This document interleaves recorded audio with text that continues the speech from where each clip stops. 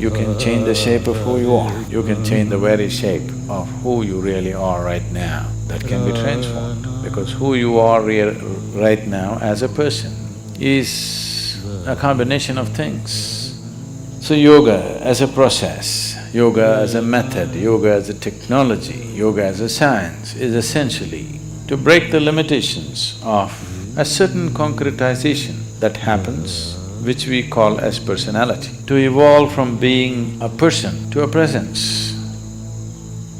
Welcome back, ladies and gentlemen, to another brand new video. Today we're watching very potent video, Sadhguru's video. The reason why I say it's potent is because there are some videos that you watch by Sadhguru that you watch the entire one and you just have so many breakthroughs. This is that kind of video. So, without further ado, let's watch. Of all the things in the world, of all the things that a human being can do,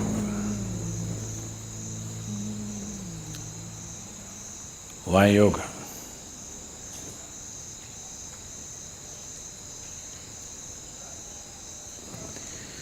Everything that human beings can do is essentially an expression of who they are. Somebody sings a song, somebody dances, somebody writes a book, somebody paints a picture. Whatever else we do is an expression of who you are. You may be conscious of it, you may be unconscious of it, but still everything that you say, everything that you do, everything that comes out of you is essentially an expression of who you are.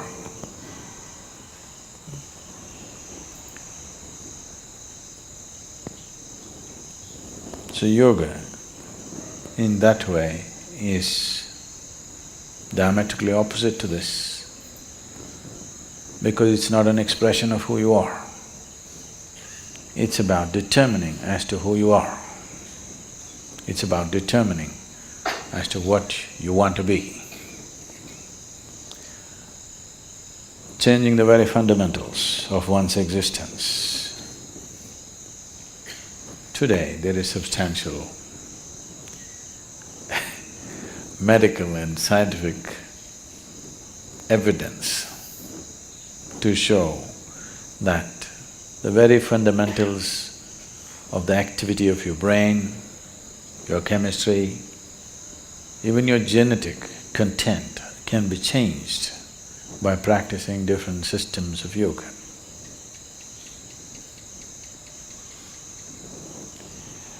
This needed no confirmation, because we've always witnessed this. But today there is scientific data to prove this. So this is not an expression of who you are, this is about determining the nature of who you wish to be, changing the fundamental ingredients which has made you who you are.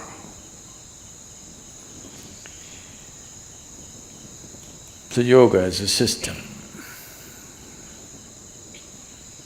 needs much more involvement than any other things that any other forms of things that we do, which are merely an expression of who we are. If you find full expression through any particular activity, it may also leave you somewhat transformed. If you cook with all your heart, some transformation may happen. Yes, taking care of a cow can change your life, you know. If you sing with all your heart, some transformation may happen. If you dance with all your heart, some transformation may happen. But that is only a certain impact that is happening because of absolute involvement in a particular activity. But essentially that activity by nature is an expression of who you are. It is not determining the nature of who you are. So when we transform our activity, not as an expression of who we are, because who wants to find expression like this in the morning? Definitely not, isn't it? So, it is not an expression, it is a method, it is a means, it's a technology through which you can change the shape of who you are. Literally also, otherwise also. You can change the very shape of who you really are right now. That can be transformed. Because who you are right now as a person is a combination of things. Genetic material, before that, the karmic substance that you carry. Because of that, you chose a certain womb, so the genetic material. And since the moment you were born, whatever kind of impressions that have gone into you in the form of variety of experiences, situations, thoughts, emotions, relationships, associations, whatever else you have imbibed, all these things make you a certain kind of person. When you say, I am a certain kind of person, what you're saying is, I have this kind of compulsions. When you say, I am this kind of person, what you're saying is, this is the kind of compulsions that I identify myself with, so I am this kind of a person. People, it's a very Western thing, but it's very much there in India today, because a lot of Indians are far more Western than West. If you go all the way west, you come back to India. So they are much more Western than Westerners are today. So people say, I'm a morning person, I'm an evening person. So what they mean is, morning, I cannot wake up in the morning. That means I'm an evening person. I can't stay awake in the evening, so I'm a morning person. Not only that, people… it's going far, some are BlackBerry people, some are Apple people.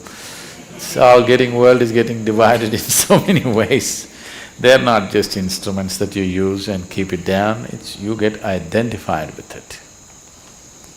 So there are chapati people, there are rice people, there are dosa people, there are idli people,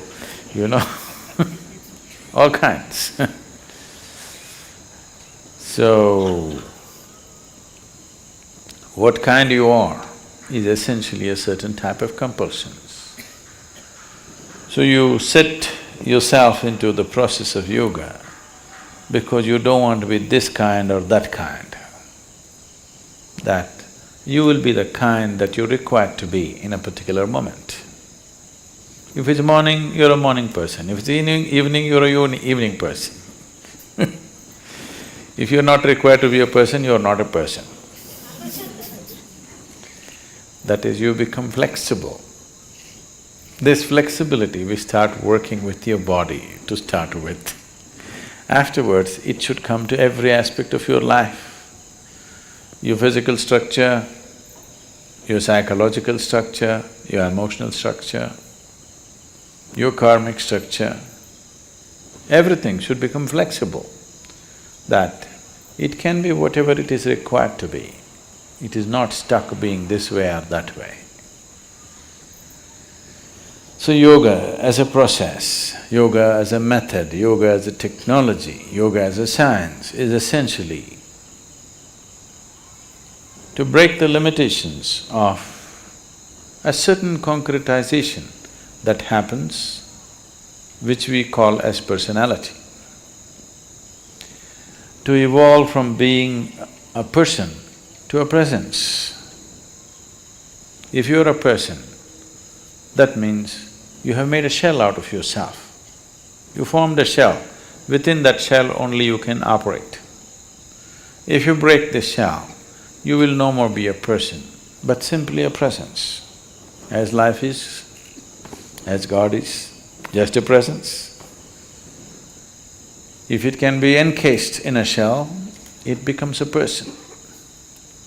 So yoga means slowly you're working on making the shell thinner and thinner, more and more porous, that one day you can exist without a shell.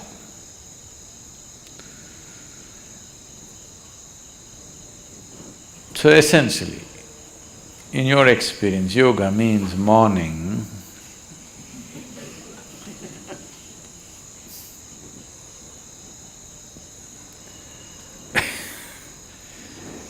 why the sadhana, the way it is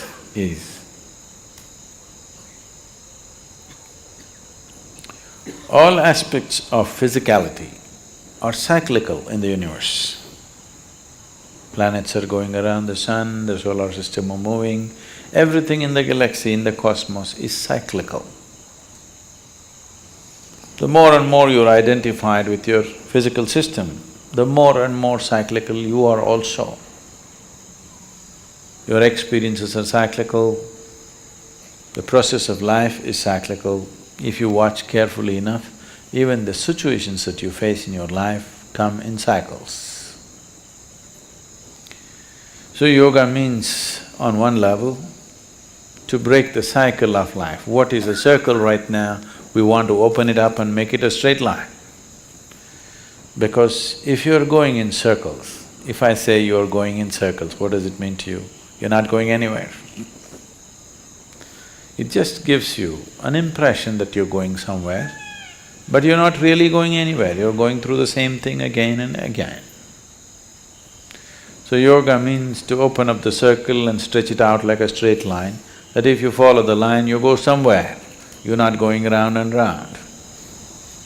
Nature is not going to release you so simply. You have to work at it and work at it and work at it. Otherwise, you must be happy doing the circle. A circle also can be described as a circus. If you become conscious, the whole thing looks like a circus.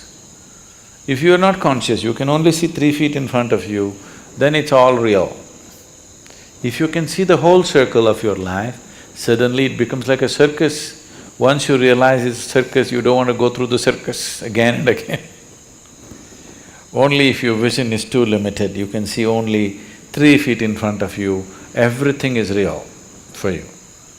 If you open up and see the whole circle, the way you're going, it looks like a circus and definitely you don't want it to continue forever, you want to do something about it. So these cycles, these repetitive cycles of compulsiveness is coming because there are various types of memories in the system. Memories, karmic memories, information essentially means memory, isn't it? It is the foundations of information that we carry which has constructed this body the way it is. To live in it and not to be off it will not come easy. I'm not saying it's difficult, but it needs to be worked at. The sadhana is just about this. However simple the sadhana is, every day if it is worked at, slowly one can see a certain level of freedom happening within you step by step, maybe inch by inch, maybe micromillimeter by micromillimeter, but nobody can say it is not releasing you. It will slowly release you. If you want to go rapidly, a lot more to do. You don't mind going slowly, something to do. Very nice video. Not much to say. I was meditating the whole time. Sadhguru has understood so much about life, and he's a trusted authority. At least he is for me. So I feel very blessed and fortunate to be alive in his time and to be able to take advantage of all the things that he has to offer, everything that he teaches. It's so easy now to grow spiritually. We have so many tools available to us. It's so much easier to do spirituality now compared to, I don't know, during the time of the Buddha or somebody else. So make use of these things, my friends. Take use of these tools, make use of this advantage that you have. If you want to work with me, you can. Go to shivakailash.com and I'll change your life. That's it. Have a good day. Goodbye. Stay blessed.